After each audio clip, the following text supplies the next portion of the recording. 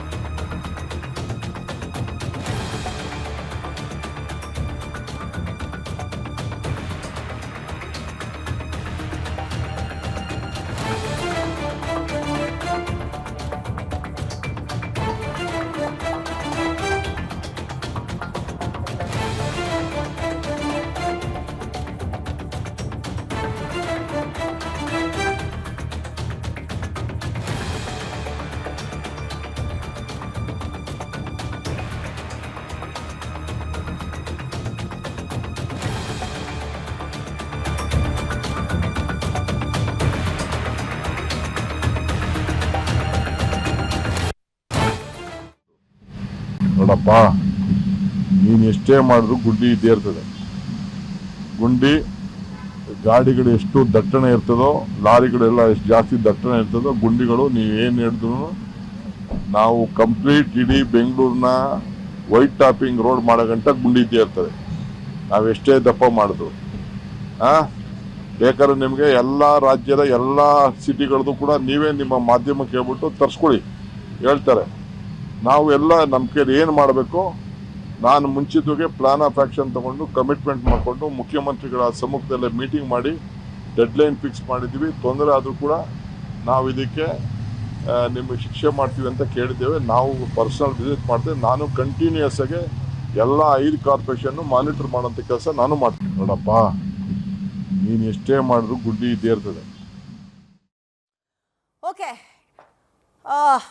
Great Bengaluru ಮಾಡಬೇಕು ಅಂತ ಕನಸ್ಕೊಂಡಿರುವ ಡಿ.ಕೆ. ಶಿವಕುಮಾರ್ ರಾಜ್ಯದ ಉಪಮುಖ್ಯಮಂತ್ರಿಗಳು ಹೇಳ್ತಾ ಇರುವಂಥದ್ದು, ಏನೇ ನಾವು ತೇಪೆ ಹಚ್ಚಿದ್ರು ಗುಂಡಿ ಬೀಳ್ತಾ ಇರುತ್ತೆ, ಅದಕ್ಕೋಸ್ಕರ ನಾವು ವೈಟ್ ಟ್ಯಾಪಿಂಗ್ ಮಾಡ್ತೀವಿ ಅಂತ. ವೈಟ್ ಟ್ಯಾಪಿಂಗ್ ಬಗ್ಗೆ ನಿಮ್ಮೆಲ್ರಿಗೂ ಆದಷ್ಟು ಒಂದು ಮೂಲ ಮಾಹಿತಿ ಇರುತ್ತೆ, ಸಾಮಾನ್ಯ ಮಾಹಿತಿ ಇರುತ್ತೆ ಅಂತ ಕೇಳ್ತೀನಿ. ಅಂದರೆ ಕಂಪೇರ್ ಟು ಈ ಟಾರ್ ರೋಡನ್ನೆಲ್ಲ ಕಿತ್ತು ವೈಟ್ ಟ್ಯಾಪಿಂಗ್ ಅಂತ ಮಾಡ್ತಾರೆ. ಒಂದು 4 ರಿಂದ 5 ಪಟ್ಟು ಬಾಳಿಕೆ ಅಂತೂ ಬರುತ್ತೆ, ನೋ ಡೌಟ್. ಆದರೆ ಇದು ಕೂಡ ದುಡ್ಡನ್ನು ಹೊಡೆಯುವ ಹುನ್ನಾರ ಅಂತ ಒಂದು ವಾಯ್ಸ್ ರೇಸ್ ಆಗುತ್ತೆ ಆ ಕಡೆಯಿಂದ. ಯಾಕಂದ್ರೆ ಇದು ವಿಪರೀತ ಖರ್ಚಾಗುತ್ತೆ. ಕಂಪೇರ್ ಟು ಈ ಟಾರ್ ರೋಡಿಗೆ ವೈಟ್ ಟ್ಯಾಪಿಂಗ್ ವಿಪರೀತ ಖರ್ಚಾಗುತ್ತೆ. ಇದು ಹಣ ಹೊಡೆಯುವಂತಹ ಹುನ್ನಾರ ಅಂತ ನಾಳೆಯಿಂದ ಬಿಜೆಪಿ ಅವರು ವಾಯ್ಸ್ ತೆಗೆದೇ ತೆಗಿತಾರೆ, ಬರ್ದಿಟ್ಕೊಳ್ಳಿ ಬೇಕಾದ್ರೆ. ಈಗ ನೀವು ಇಡೀ ಬೆಂಗಳೂರನ್ನ ವೈಟ್ ಟ್ಯಾಪಿಂಗ್ ಮಾಡ್ತೀವಿ ಅಂದರೆ ಎಷ್ಟು ಕೋಟಿ ಬೇಕು ಒಂದು. ಆ್ಯಂಡ್ ಯಾಕೆ ಇವತ್ತು ಟಾರ್ ರೋಡ್ ಹಾಕಿರ್ತೀರಿ ಇಲ್ಲಿ 2 ದಿನಕ್ಕೆ ಅದು ಕಿತ್ತೋಗುತ್ತೆ ಅಂದರೆ ಅದು ಕಳಪೆ ಕಾಮಗಾರಿ. ಟಾರ್ ರೋಡು ಸರಿ ಇಲ್ಲ ಅಂತಲ್ಲ, ಮಾಡ್ತಾ ಇರುವಂಥದ್ದು ಕಳಪೆ ಕಾಮಗಾರಿ ಅನ್ನುವಂತಹ ಅರ್ಥ. ಅದಕ್ಕೆ ನೀವು ಸೊಲ್ಯೂಷನ್ ಹುಡ್ಕೋದು ಬಿಟ್ಟು ಒಳ್ಳೆ ಕಾಂಟ್ರಾಕ್ಟರ್ನ ಇಟ್ಕೊಂಡು ಇದು ಏನು ನಾನು ಹೇಳ್ತಾ ಇದ್ದಲ್ಲ, ಕಳಪೆ ಕಾಮಗಾರಿ ಮಾಡ್ದಲ್ಲ ಇರುವಂಥವ್ರನ್ನ, ನಿಯತ್ತಾಗಿರೋರನ್ನ ಕೆಲಸಕ್ಕೆ ಅಸೈನ್ ಮಾಡಿದ್ರೆ ಮುಗೀತು. ಇಡೀ ಬೆಂಗಳೂರನ್ನೇ ಗುಂಡಿ ಮುಕ್ತ ಮಾಡೋಕೆ ನಾವು ವೈಟ್ ಟ್ಯಾಪಿಂಗ್ ಮೊರೆ ಹೋಗ್ತೀವಿ ಅಂದರೆ ಗೊತ್ತಿಲ್ಲ ಇದು ಹೆಂಗಾಗುತ್ತೆ ಅಂತ ಮುಂದಕ್ಕೆ.